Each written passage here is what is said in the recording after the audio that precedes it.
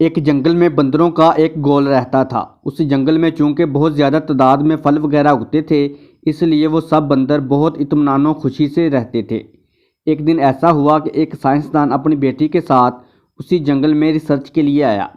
خیمہ نصب کرنے کے بعد سائنسدان تو پودوں کے نمونے اکٹھے کرنے نکل کھڑا ہوا، مگر وہ لڑکی اس خیمہ کی تزئین و آرائش کے لیے پیچھے رہ گئی۔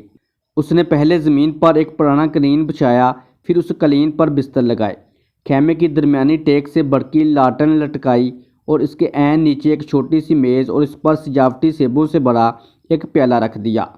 وہ سیب دیکھنے میں بہت تازہ اور خوبصورت لگ رہے تھے۔ تمام بندر درختوں پر بیٹھے ان مصنوعی سیبوں کو لالچ سے دیکھ رہے تھے۔ لڑکی خیمہ کے سامنے کی جگہ صاف کرنے کے لیے ذرا باہر نکلی تو ایک بندر نے تیزی سے جھپٹا مارا اور ایک مصنوعی سیب اٹھا لیا۔ عین اسی وقت لڑکی کی نظر بھی اس پر پڑ گئی۔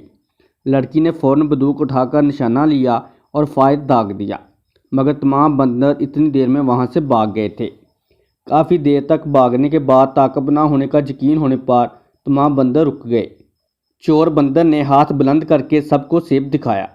سب بندر حیرت سے اس بندر کو دیکھنے لگے اور اس کو خوش قسمت گردانے لگے کہ اسے ایسا اچھا سیب مل گیا، اور کوشش کرنے لگے کہ ایک بار اس مصنوعی سیب کو ہاتھ لگا کر دیکھ سکیں۔ چور بندر نے سب کو جھٹکا اور یہ مصنوعی سیب لے کر ایک درخت کی سب سے اونچی شاخ پر جا بیٹھا اور سیب کو کھانے کے لیے اسے منہ میں لے کر دبایا، مگر یہ مصنوعی سیب سخت پلاسٹر کا بنا ہوا تھا، جسے چبانے سے بندر کے دانتوں میں درد ہونے لگا۔ بندر نے 2-3 بار اور کوشش کی، مگر ہر بار اسے درد ہونے لگتا۔ وہ دن چور بندر نے اسی اونچی شاخ پر بھوکے رہ کر گزارا۔ اگلے دن وہ نیچے اتر آیا۔ دوسرے تمام بندر اسے احترام سے دیکھنے لگے، کیونکہ اس وقت بھی اس کے ہاتھ میں وہ مصنوعی سیب موجود تھا۔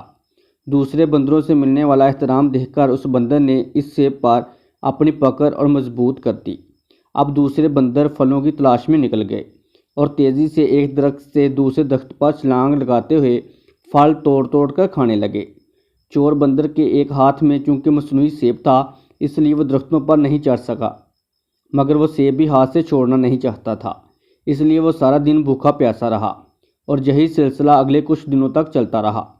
دوسرے بندر اس کے ہاتھ میں مصنوعی سیب ہونے کی وجہ سے عزت کرتے، مگر اسے کھانے کے لیے کچھ نہیں دیتے۔ بھوک سے بے حال وہ بندر اتنا نڈال ہو چکا تھا کہ اس کو اپنا آخری وقت نظر آ رہا تھا۔ اس نے ایک بار پھر اس سیب کو کھانے کی کوشش کی، مگر اس بار بھی نتیجہ مختلف نہ تھا۔ اس کے دانت اس مرتبہ بھی درد کر رہے تھے۔ چور بندر کو اپنی آنکھوں کے سامنے درختوں سے لٹکے ہوئے پھل نظر آ رہے تھے، مگر اس میں اتنی ہمت نہیں تھی کہ وہ ان درختوں پر چڑھ سکتا۔ آہستہ آہستہ اس کی آنکھیں ہمیشہ کے لیے بند ہو گئیں۔ جان نکلتے ہی اس کی گرفت مصنوعی سیب پر ڈھیلی ہو گئی اور وہ مصنوعی سیب اس کے ہاتھ سے نکل کر لٹک گیا۔ شام کو باقی بندر آئے۔ انہوں نے مرے ہوئے بندر کی لاش پر کچھ آنسو بہائے، افسوس کیا اور اس کی لاش کو پتوں سے ڈھانپ دیا۔ ابھی وہ اتنا کر ہی رہے تھے کہ ایک دوسرے بندر کو وہی مصنوعی سیب ملا اور اس نے اپنا ہاتھ بلند کر کے سب کو وہ سیب دکھانا شروع کر دیا۔ دنیا کی مثال بھی اس پلاسٹر کے سیب کی طرح ہے۔ اس سے حاصل کچھ نہیں ہوتا، جبکہ اس کو دیکھنے والے اس سے متاثر ہو رہے ہوتے ہیں، اور دنیا کو ہاتھ میں رکھنے کا دعویٰ دار بالآخر خالی ہاتھ لا حاصل اس دنیا سے چلا جاتا ہے۔ جھوٹ دکھاوا انسان کو پہلے تھکاتا ہے، پھر مار ڈالتا ہے۔ اس طرح کی سبق موز اردو کہانیوں اور مورل سٹوریز کے لیے ہمارے چینل کو سبسکرائب، ویڈیو کو لائک اور شیئر کریں۔ شکریہ۔